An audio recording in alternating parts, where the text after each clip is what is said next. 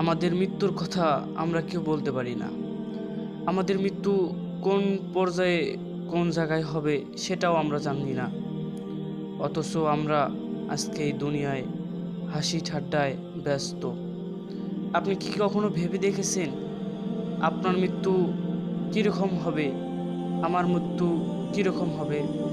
হয়তোবা আপনার মৃত্যুটা শান্তশিষ্ট কোনো এক জায়গায় হতে পারে, হয়তোবা আপনার মৃত্যুটা কোনো এক রাস্তায় অ্যাক্সিডেন্টেও হতে পারে।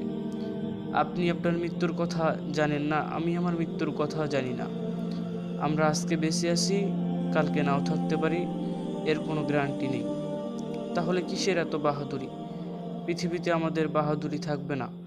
এই পৃথিবীটা আমাদের জন্য চিরস্থায়ী না। আমাদেরকে আল্লাহ তাআলার কাছে যেতেই হবে এবং আল্লাহ তাআলাকে আমরা আমাদের কর্মকাজগুলোকে, যে কর্মকাজ যেখানে করছি, এই কর্মকাজের হিসাব আমাদেরকে আল্লাহ তাআলাকে দিতে হবে। এটা শুধুমাত্র আপনার আমার জন্য না, এই পৃথিবীর প্রত্যেকটা মানুষের জন্য।